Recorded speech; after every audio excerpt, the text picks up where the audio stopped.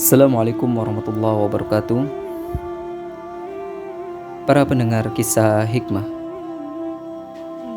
dalam kesempatan kali ini izinkanlah kami menceritakan tentang profil seorang anak manusia yang memiliki kemuliaan dan kesolehan.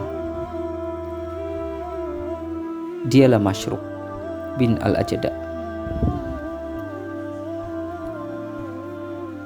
Nama lengkap beliau adalah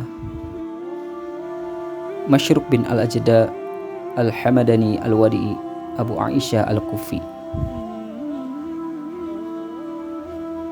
Dan sebagian orang mengenal beliau dari nasabnya Masyruk bin Al-Ajda' bin Malik bin Umayyah bin Abdullah bin Murri bin Salman bin Muammar bin Al-Harith bin Sa'ad bin Abdullah bin Wadi'ah.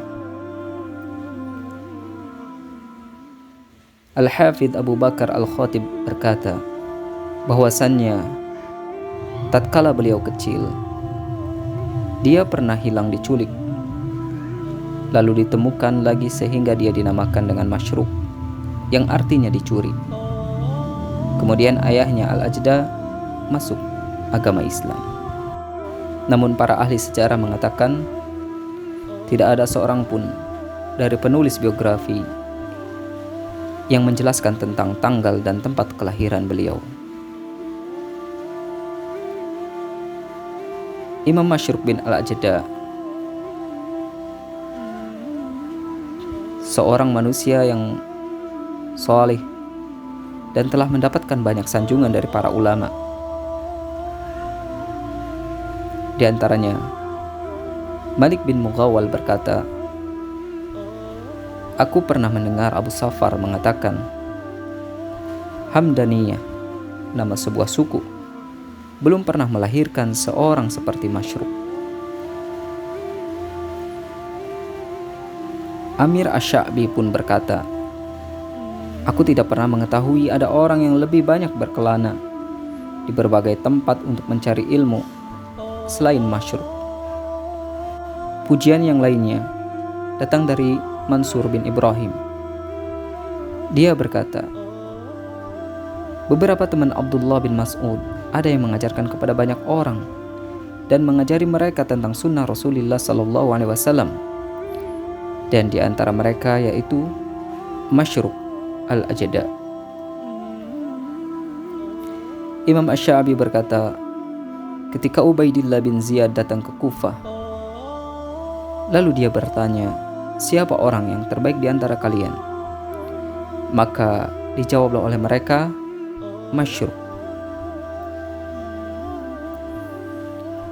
Pujian yang lainnya datang dari Ibnu Al-Madini, di mana beliau berkata, aku tidak pernah mempersilahkan seorang pun untuk berbaris di belakang Abu Bakar ketika sholat berjamaah, kecuali kepada Masyruk, agar sewaktu-waktu dia bisa menggantikan Abu Bakar menjadi imam karena ilmu dan kewibawaannya.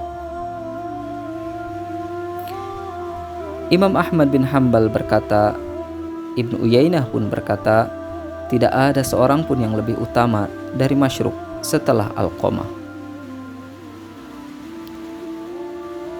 Sanjungan-sanjungan terus bergulir kepada Imam Masyruk dari banyak para ulama. Di antaranya juga adalah Yahya bin Mu'in berkata, Masyruk adalah orang yang dapat dipercaya dan tidak ada orang yang menyamainya. Ibn Sa'ad berkata, dia Masyruk adalah siqah, yakni orang yang dapat dipercaya perkataan dan berita yang dibawanya, dan dia banyak mempunyai hadis yang layak diriwayatkan. Abu Nu'aim pun berkata, di antara para teman Abdullah bin Mas'ud terdapat seseorang yang sangat takut dan sangat cinta kepada Tuhannya dan selalu ingat akan banyak dosanya yang telah dia lakukan. Dia begitu dihormati keilmuannya, dapat dipercaya dan selalu ingin bertemu kepada Tuhannya dengan memperbanyak ibadah. Dialah Abu Aisyah bernama Masyruk. Selain mendapatkan banyak sanjungan, beliau juga dikenal dengan seorang yang memiliki kesungguhan dalam ibadah. Di antaranya apa yang dikabarkan oleh Ibrahim bin Muhammad bin Al-Muntashir. Dia berkata, Masyruk memasang penutup antara dia dengan anggota keluarganya ketika sholat agar khusyuk dalam sholatnya, benar-benar meninggalkan mereka dan dunia mereka. Anas bin Sirin dari istri Masyruk, dia juga berkata, Masyruk banyak melakukan sholat sehingga kedua kakinya membengkak. Seringkali aku duduk di belakangnya sambil menangis karena tak tega melihat apa yang dilakukannya. Penuturan lainnya datang dari Fitr bin Khalifah dari Asy-Sya'bi. Dia berkata tentang Masyruk dalam hal ibadahnya. Masyruk bin Al-Ajda jatuh pingsan saat dia menjalankan puasa pada musim kemarau. Sayyidah Aisyah istri Rasulullah SAW telah mengangkatnya sebagai anak, hingga dia pun memberi nama kepada putrinya dengan nama Aisyah. Dia tidak pernah memarahi putrinya sedikit pun. Perawi bahkan melanjutkan kisahnya dengan mengatakan, kemudian putrinya itu datang kepadanya dan berkata, wahai ayah, makan dan minumlah. Lalu dijawablah oleh Masyruk, sang ayah, apa yang kamu inginkan dariku, wahai putriku? Sang putri pun berkata, aku hanya kasihan melihat ayah. Lalu dijawab, wahai putriku, aku hanya ingin mendapatkan kasih sayang dari Allah Subhanahu wa ta'ala di hari yang jaraknya mencapai 50.000 tahun, yakni satu hari lamanya sama dengan 50.000 tahun. Ibrahim bin Muhammad bin Al-Muntashir berkata tentang Masyruk, suatu ketika Khalid bin Abdullah bin Salah, seorang pembesar di Bashrah, memberikan hadiah uang kepada Masyruk sebanyak 30.000 dinar. Meski saat itu dia sangat membutuhkannya, namun ternyata dia tidak menerimanya. Selain dikenal dengan seorang yang ahli ibadah, beliau termasuk seorang imam yang begitu hati-hati terhadap fitnah. Sebagaimana diceritakan oleh Asy-Sya'bi, dia berkata, ketika ada seseorang berkata kepada Masyruk, Anda telah terlambat mengikuti pasukan Ali bin Abi Thalib radhiyallahu anhu dan terlambat ikut dalam pertempurannya. Sepertinya orang itu memang ingin berdebat dengan Masyruk dalam masalah ini. Maka dijawab oleh Masyruk, demi Allah, aku ingatkan kepada kalian, tidakkah kalian tahu ketika kalian saling mempersiapkan bala tentara dengan persenjataan lengkap untuk saling berperang? Pada saat itu pula Allah membukakan pintu langit dan kalian melihatnya. Kemudian malaikat pun turun, hingga ketika berada di antara pasukan dari kedua belah pihak, malaikat itu berkata, wahai orang-orang yang beriman, janganlah kalian saling memakan harta sesama kalian dengan jalan yang batil, kecuali dengan jalan perniagaan yang berlaku dengan suka sama suka di antara kalian. Dan janganlah kalian membunuh diri kalian, sesungguhnya Allah adalah Maha Penyayang kepada kalian. Surat An-Nisa ayat 29. Maka Masyruk pun kembali bertanya, apakah hal itu merupakan penghalang di antara kalian? Dijawablah oleh mereka, ya. Lalu Masyruk pun berkata kembali, demi Allah, sesungguhnya Allah telah membukakan pintu langit, yakni memberi solusi bagi permasalahan ini. Allah telah mengutus malaikat yang mulia melalui perkataan Nabi kalian Muhammad SAW dengan wahyu yang diterimanya. Dan sesungguhnya itulah pengadilan yang terdapat dalam lembaran-lembaran Al-Quran yang tidak akan ada yang dapat mengganti ataupun merubahnya. Demikianlah sikap Masyruk terhadap fitnah, yang itu menunjukkan kecerdasan beliau. Kemudian Imam Masyruk juga dikenal sebagai orang yang wara dan zuhud. Sebagaimana yang diceritakan oleh Ibrahim bin Muhammad bin Al-Muntashir dari ayahnya, dari Masyruk, dia berkata, sesungguhnya dia tidak pernah mengambil bayaran dari pekerjaannya sebagai hakim. Imam Masyruk berpedoman pada firman Allah, Innallaha ashtara minal mu'minina anfusahum wa amwalahum bi anna lahumul jannah. Sesungguhnya Allah membeli jiwa raga orang-orang yang beriman dan harta benda mereka dengan syurga.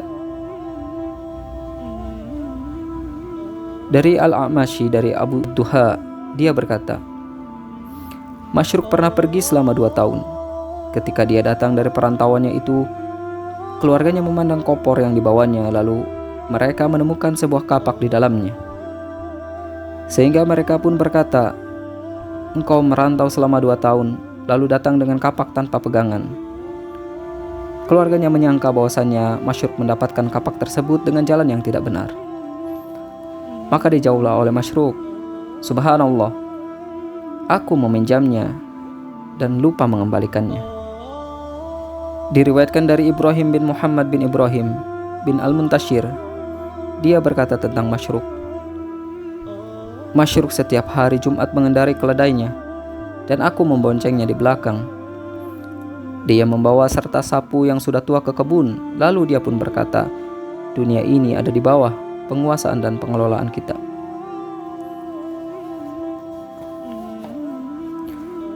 Demikianlah sikap wara dan zuhudnya Imam Masyruk. Maka tak ayal beliau menjadi guru sekaligus murid dari banyak para ulama. Di antara guru-guru Imam Masyruk adalah Ubay bin Ka'ab, Khabbab bin Al-Arat, Zaid bin Sabit, Abdullah bin Umar bin Al-Khattab, Abdullah bin Amr bin Al-Ash, Abdullah bin Mas'ud, Ubaid bin Umair Al-Laythi, Utsman bin Affan, Ali bin Abi Thalib, Umar bin Khattab, Muaz bin Jabal, Ma'qil bin Sinan Al-Ashja'i, Al-Mughirah bin Syu'bah, Abu Bakar As-Siddiq, Subaiyah Al-Aslamiyah, Sayyidah Aisyah istri Rasulullah SAW, dan ibundanya Ummu Ruman, dan juga Ummu Salamah istri Rasulullah SAW. Kemudian Imam Masyruk memiliki murid.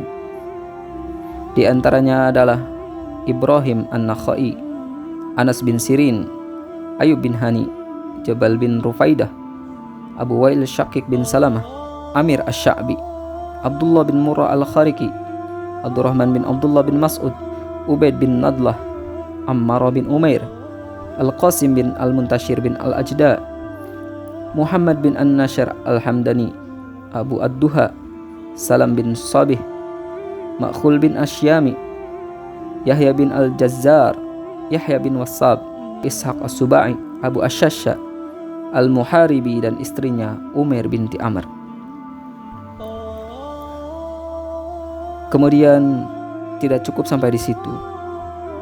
Bagaimana profil Imam Masyruk? Ini bisa dinilai dari perkataan dan perilakunya. Diriwayatkan dari Muslim dari Masyruk bahwasanya ia pernah berkata, cukuplah seorang tahu maksud dari rasa takut kepada Allah, dan seseorang akan menjadi bodoh jika dia merasa bangga dengan apa yang telah diperbuatnya. Imam Masyruk juga berkata, sebagaimana yang diriwayatkan oleh Abu Ad-Duha, dia berkata pernah Masyruk memberikan suatu pertolongan kepada seseorang. Kemudian datang seorang wanita memberikan hadiah kepadanya, sehingga Masyruk sangat marah dan berkata, kalaulah aku tahu bahwa sifat seperti itu terdapat dalam dirimu, niscaya aku tidak mau berbicara denganmu untuk selamanya. Selama hal itu masih ada dalam dirimu, aku pernah mendengar Abdullah bin Mas'ud berkata, barang siapa memberikan suatu pertolongan kepada seseorang untuk dapat mengembalikan haknya atau menghindarkannya dari suatu kezaliman yang menimpanya, kemudian dia menerima hadiah dari orang itu, maka perbuatan itu adalah suatu kebinasaan. Mendengar hal itu, orang-orang di sekitarnya pun berkata, kami tidak menganggap kebinasaan kecuali jika dia bertujuan menyuap. Maka Imam Masyruk pun menimpali, jika berniat menyuap, maka itu adalah suatu kekufuran. Dari Ibrahim bin Muhammad Al-Muntashir dari Masyruk, dia berkata, tidaklah ada yang lebih baik dari seorang mukmin dari kuburan yang dapat dijadikannya tempat beristirahat dari kebisingan dunia, dan di dalamnya dia aman dari siksa Allah Subhanahu wa ta'ala.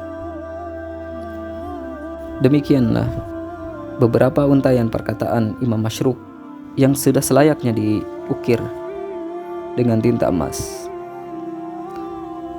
Dan para pendengar kisah hikmah yang dirahmati Allah Subhanahu wa ta'ala, Imam Masyruk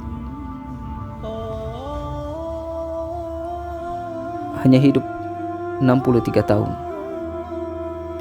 Dan di saat menjelang kematiannya, beliau pernah mendapatkan beberapa ujian.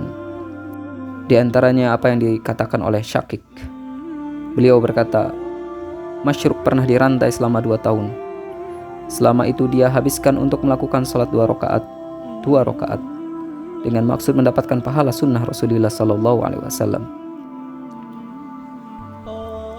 Lalu Al-A'mashi dari Syakik, dia pun berkata, aku pernah berkata kepada Masyruk, apa yang menyebabkanmu diperlakukan seperti ini, yakni dirantai? Dia pun menjawab, ada 3 yang menyebabkanku seperti ini. Yang pertama Ziyad, yang kedua Syuraih, dan yang ketiga setan. Hingga akhirnya mereka menjadikanku seperti ini.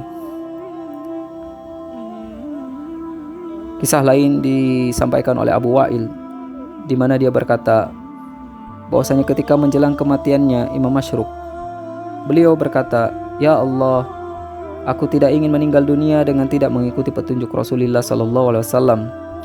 Tidak pula Abu Bakar dan Umar radhiyallahu anhuma. Demi Allah, aku tidak meninggalkan sesuatu pun kepada seseorang kecuali sesuatu yang melekat pada pedangku ini. Maka masukkanlah ia dalam kafanku ini nanti. Dan pada akhirnya Imam Masyruk pun meninggal dunia pada tahun ke-63 Hijriah. Sungguh beliau adalah seorang perawi dan mempunyai banyak hadis sahih. Abu Nu'aim pun berkata Masyruk meninggal dunia pada tahun 62 Hijriah. Demikianlah profil singkat dari Imam Masyruk bin Al-Ajda' Al-Hamadani Al-Wadi Abu Aisyah Al-Kufi. Semoga dengan menyimak profil beliau, kita pun menjadi termotivasi untuk mencontoh beliau dan mengikuti beliau dalam setiap perkara yang menunjukkan kebaikan di dunia maupun di akhirat. Barakallahu fikum. Assalamualaikum warahmatullahi wabarakatuh.